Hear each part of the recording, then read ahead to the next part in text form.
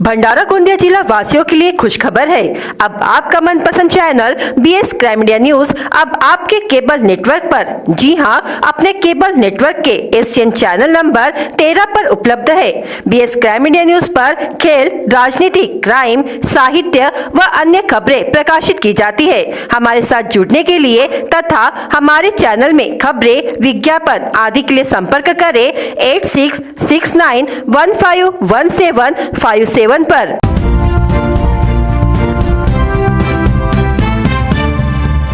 सड़क अर्जुनी नगर पंचायत के नगराध्यक्ष, नायब तहसीलदार तथा प्रभारी मुख्याधिकारी, नगर पंचायत सभापति, नगर सेवक एवं नगर सेविका के पति सहित एक निजी व्यक्ति पर एसीबी की गाज गिरी है। एंटी करप्शन ब्यूरो के अधिकारियों ने इन सभी 6 को 1,82,000 रुपए की रिश्वत लेते रंगे हाथ पकड़ा है। 2 नालियों के निर्माण कार्य शुरू कराने को लेकर शिकायत मांगी गई थी। यह कार्रवाई 14 मई को की गई। प्राप्त जानकारी के अनुसार शिकायतकर्ता का बेटा ठेकेदार है और उसे नगर पंचायत सड़क अर्जुनी के अंतर्गत विशेष अनुदान के तहत वर्ष 2023-24 लेखा शीर्ष 2217-1301 योजना के तहत 2 नाली निर्माण के लिए ई निविदा मंजूर हुई थी।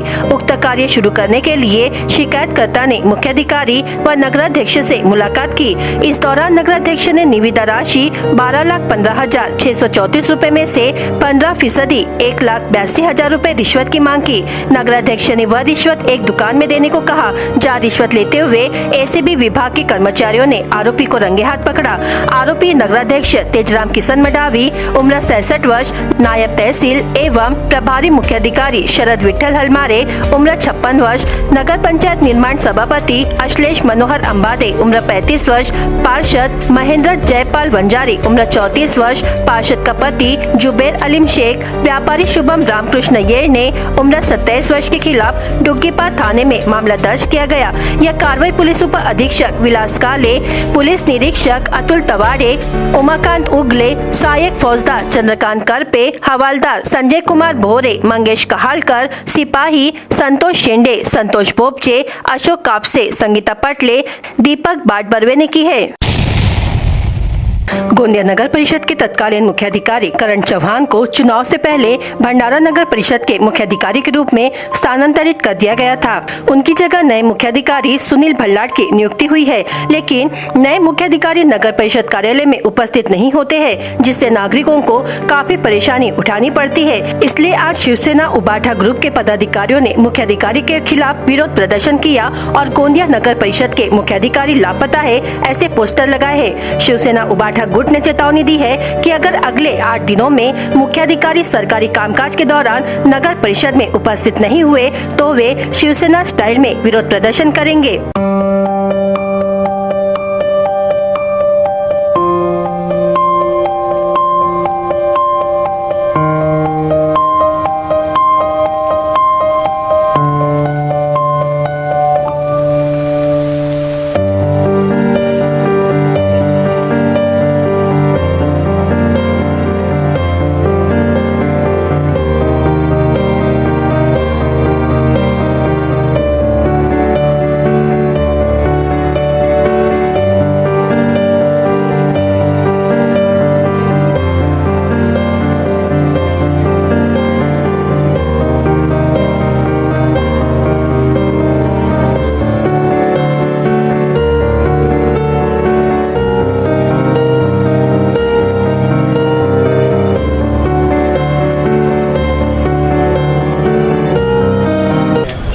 आज नगरपालिकामध्ये युवासेनेतर्फे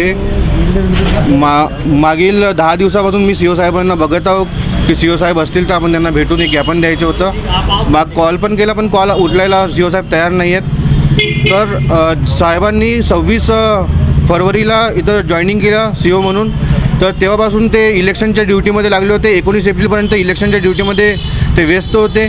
19 एप्रिलनंतर इलेक्शन संपलं, त्यानंतर पण साहेब आतापर्यंत या आपल्या कार्यालयामध्ये उपस्थित नाही आहेत आज आम्ही साहेबांच्या कार्यालयामध्ये गेला तर साहेबांच्या कार्यालयामध्ये ताला लागला होता, पण तिथली ज्या अंदरची AC आहे ते चालू होती. की हे जे नगर परिषदचे CO साहेब आहेत ते आज 3 महिने झाले पण ते नगर परिषदमध्ये कधी भेटलेले नाही आहेत. तर यांच्या आपण बोर्ड लावलेला आहे नगर परिषद मुख्य अधिकारी लापता म्हणून. हे लापता यासाठी लिहिलेलं आहे की जे आमच्यासारख्या लोकांचे जर आम्ही एका पक्षाच्या एका पदावर बसलेल्या लोकांसोबत जर भेटत नसतील तर सामान्य लोकांपर्यंत कुठं पोहोचत असतील ते, त्याकरिता हे लापता आहेत. लापता मुख्य अधिकारी यांना जर जे कोणी पण पाहतील त्यांना 1100 रुपयाचा बक्षीस युवा सेनातर्फे दिला जाईल. चुनाव के दौरान हटाए गए होर्डिंग्स दोबारा लगने शुरू हो गए हैं. होर्डिंग्स ने शहर को बदरंग करना शुरू कर दिया है. कोचिंग क्लास के साथ साथ नेताओं ने भी जहां चाहे मनमर्जी से होर्डिंग्स लगा दिए. मुख्यतः बिजली के पोल पर लगाए गए होर्डिंग्स से बड़ी दुर्घटना होने की भी आशंका है. शहर के मुख्य बाजारों के साथ साथ मुख्य सड़कों पर लगे होर्डिंग्स तेज हवा के दौरान किसी भी समय वाहन चालक पर गिरने की आशंका बनी रहती है. अस्थायी होर्डिंग भी बड़े हादसे का कारण बन सकते हैं. बिजली के खंभे पर चढ़कर होर्डिंग्स लगाने के दौरान बड़े हादसे की भी आशंका है. इन सभी बातों को ध्यान में रखते हुए अवैध होर्डिंग्स लगाने वालों पर कार्रवाई करने की जरूरत है. लेकिन बड़ा सवाल ये है कि जब नगर परिषद के मुख्य अधिकारी ही कई दिनों तक अनुपस्थित रहेंगे तो कार्रवाई कौन करेगा.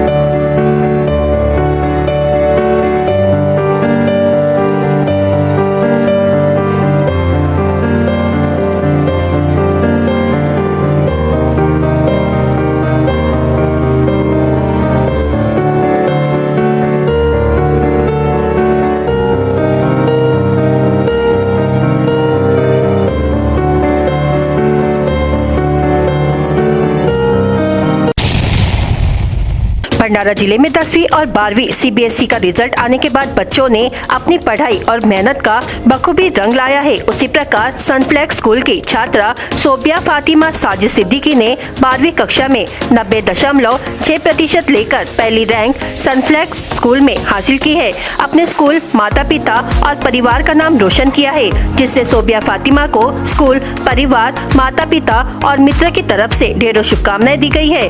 BS क्राइम इंडिया न्यूज की ओर से सोबिया फातिमा साजिद सिद्दीकी को उनकी मेहनत और पहले रैंक पर आने के लिए बहुत बहुत बधाइयां देता है. महिला समाज माध्यमिक स्कूल भंडारा की 8वीं कक्षा के परीक्षा परिणाम उत्कृष्ट रहा, जिसमें मैथिली महेंद्र मेंढे ने 83% लेकर प्रथम क्रमांक पर रही. मैथिली ने दृढ़ संकल्प, लगन और अथक परिश्रम से सर्वोत्तम परिणाम की परंपरा को कायम रखा है. मैथिली बचपन से ही पढ़ाई में अव्वल रही है और पढ़ाई करने की जिद और लगन के चलते उसने 83% लेकर अपने माँ बाप का सीना गर्व से चौड़ा कर दिया है.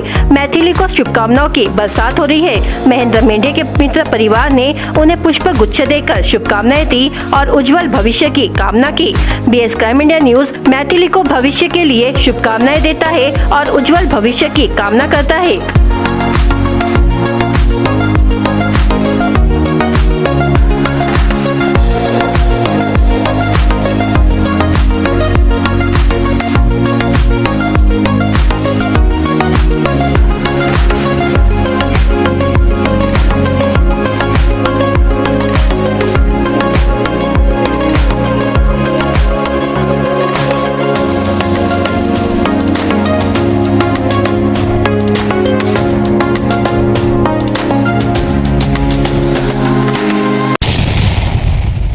राज्य में मराठा आरक्षण को लेकर फिर आंदोलन शुरू होने वाला है. यह जानकारी स्वयं मनोज जरांगे ने देते हुए कहा कि 4 जून से दोबारा आंदोलन शुरू करेंगे.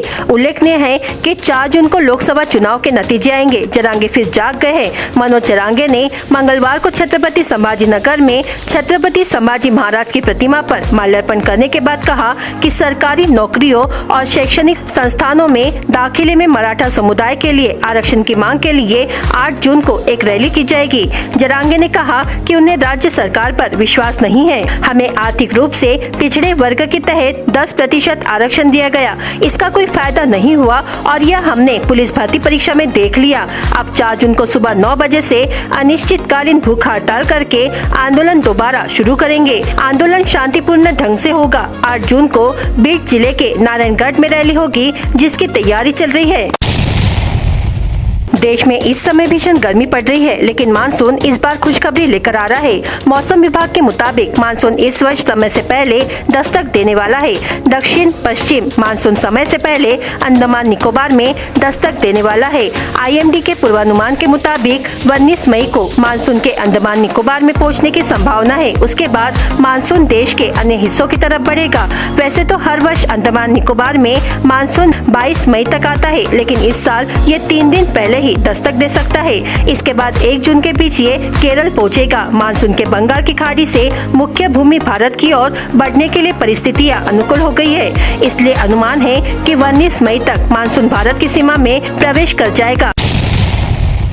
रबी मौसम में धान की फसल के लिए फसल की कटाई शुरू हो गई है, लेकिन बेमौसम बारिश के कारण कटाई व मलनी में बाधा आ रही है। जिन किसानों के पास तालाब, कुआं, बोरवेल आदि सिंचाई की सुविधा थी, उन्होंने सीजन खत्म होते ही अपने खेतों में धान की नर्सरी लगा दी थी। नियमित सिंचाई वाले किसानों ने धान की रोपाई का काम जोर शोर से पूरा किया, जिससे उनकी रबी मौसम की धान की फसल जल्दी कट गई। परिणाम स्वरूप ये हुआ कि किसानों ने बड़े उत्साह के साथ धान की कटाई व मलनी का काम शुरू कर दिया, लेकिन बेमौसम बारिश के कारण कुछ किसान परेशान हो गए हैं। धान की कटाई के लिए हार्वेस्टर और अन्य छोटी मशीनों का इस्तेमाल होने से किसान कड़ी मेहनत करने में जुट गया है। बेमौसम बारिश, फसल की कमी, निर्माण कार्य, मलनी करने वाले खेतिहर मजदूरों, बढ़ी हुई मजदूरी के बीच संतुलन बढ़ाने में किसान असमंजस की स्थिति में है। धान और कटाई मलनी हार्वेस्टर की सहायता से की जाती है। धान कटाई के तुरंत बाद में घर आ जाता है, लेकिन जब धान की कटाई हार्वेस्टर की सहायता से की जाती है